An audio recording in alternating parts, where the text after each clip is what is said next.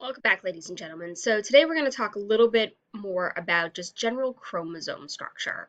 So when we look at human cells, right, and we look at the chromosomes that exist, you have 23 pairs of homologous chromosomes when we look at your somatic cells or your body cells, right? And essentially that's what these images are. A diagram, a laying out of your homologous chromosomes. So if we look at this, it's 23 pairs or 46 chromosomes total, right? So if I were to count each pair as a pair, there's 23 of them, right? Here's set 22, and then this last one's 23. But if I were to count individual bands, individual chromosomes, that's where the 46 comes from, okay? And they are homologous to each other. So remember that prefix homo means same.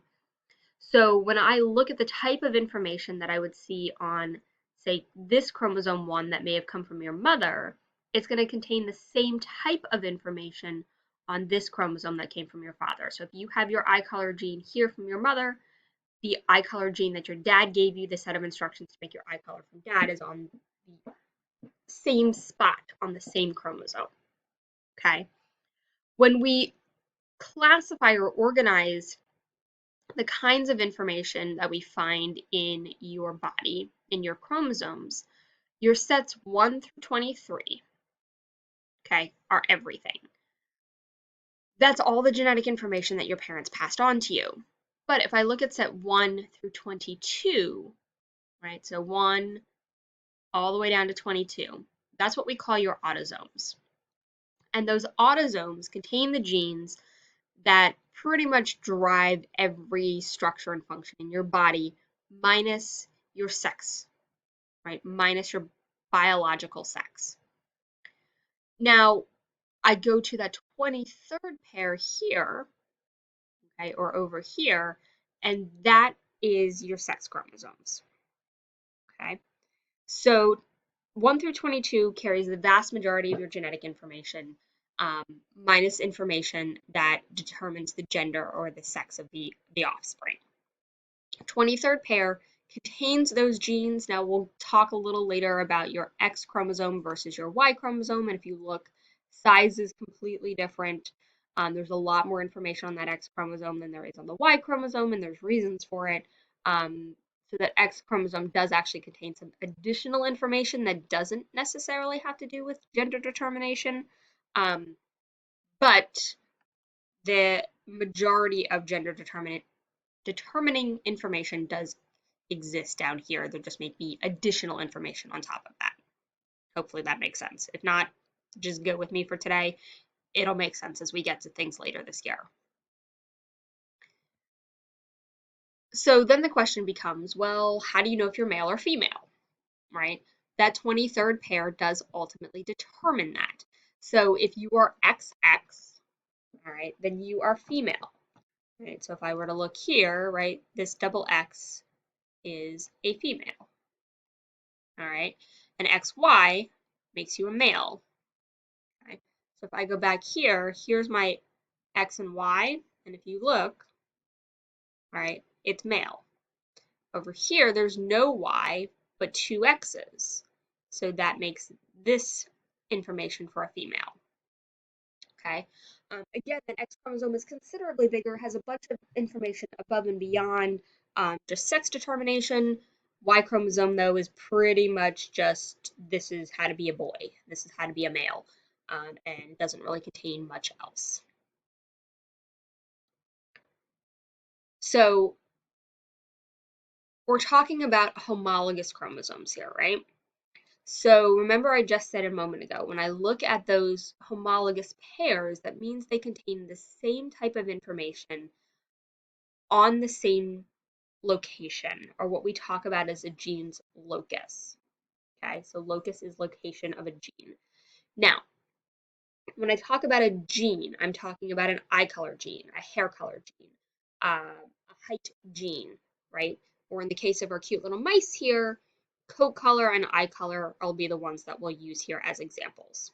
Okay, now they contain the same gene, meaning that they have the information for the particular trait, but there can be different versions of those genes and those are called alleles.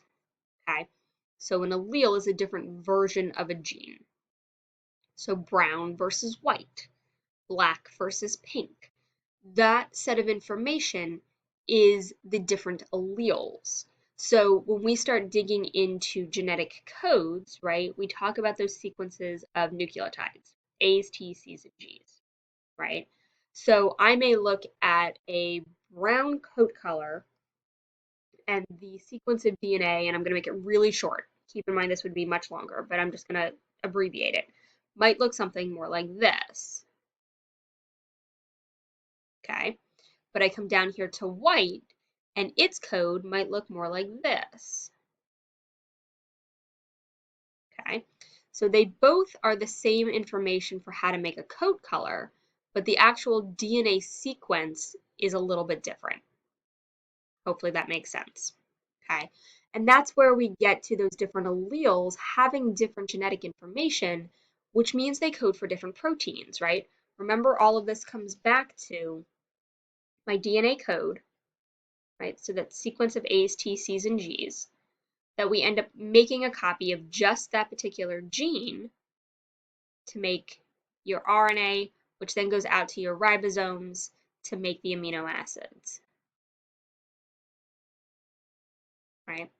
So if you recall maybe back from middle school genetics, maybe you talked about the idea of a genotype versus a phenotype, right? So DNA is your genotype, okay? While the amino acids or the proteins are your phenotype, okay? So when we look at these capital letters, right, go back to your Punnett squares, your genotypes would have been things like CC, CC, or two lowercase c's, right?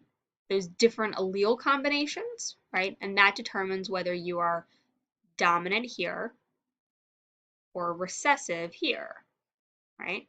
But that dominant and recessive is your phenotype, all right?